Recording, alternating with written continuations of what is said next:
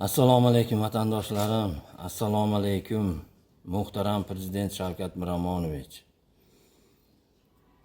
Hurmatli Saida Shavkatovna, Respublika prokurori Nigmatulla Yo'ldashev. Men murojaat qilib chiqyapman. Murojaatlarim ko'rilmayapti. Paysalga solib, u yoqdan bu yoqqa o'yin qilishyapti. Andijon viloyati prokurori mansabini suiiste'mol qilib, men nafaqadagi tadbirkorni ishonchimga kirib, mulkingizni qaytarib beradi deb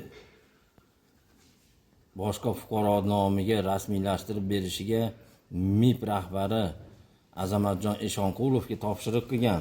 Bankda asossiz xatiga asoslanib pulni bankka o'tkazgan, sud qaroriga bo'ysunmagan. Andijon MIB rahbari Eshonqulov bankda asossiz xatiga asoslanib o'tkazgan puli bankka qaytgan. Men na oilamda tinchlik bor, na o'zimda xotirjamlik. Qachon bu narsani ko'rib bir yoqqa surib berasizlar? Andijon viloyati prokurori aralashgan ish sudlarda ham hal bo'lmayapti. Qayoqqa borib murojaat qilay?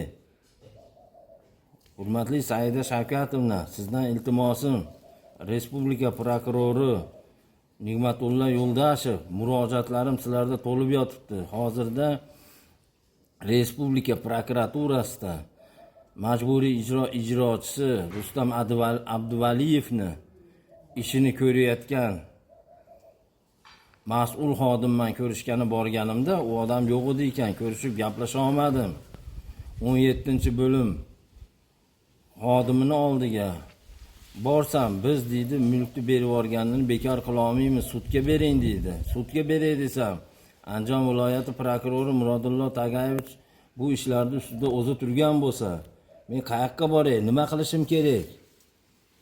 Hurmatli Saida Shavkatovna, Respublika prokurori Nigmatulla Yo'ldashev ushbu ishlarni olib borilayotganini nazoratga olib, tezroq hal qilib berishinglar so'rayman. Bu 5 yildan beri sudralib kelayotgan ishlar bor.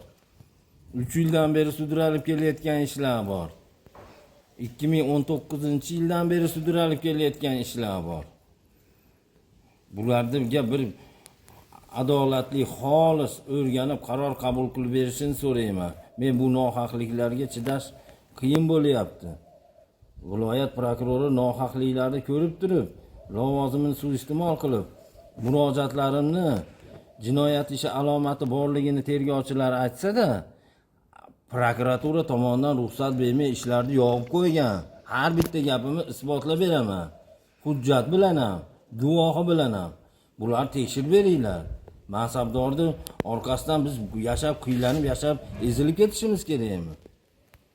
Hurmatli Saida Shavkatovna, Respublika prokurori Nigmatulla Yo'ldashev, sizni xodimingiz Andijon viloyati prokurori Murodullo Tagayevichni harakatlaridan noroziman.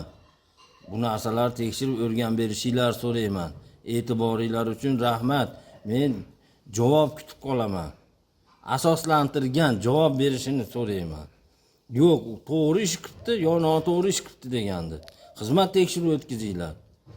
Murodullo Tagayevichga, Usanov Damirga, MIB rahbari Azamatjon Eshonqulovga, Rustam Abduvaliyev ijrochiga ko'rib beringlar buni. Bu adolatsizlik davlatimizda bo'lsa, men o'zimga sig'dira olmayapman.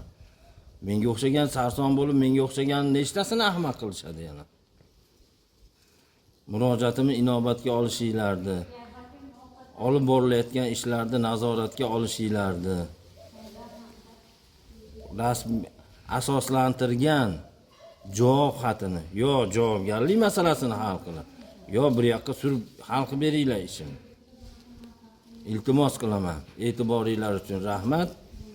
Yana ijtimoiy tarmoqda ko'rishguncha, xayr.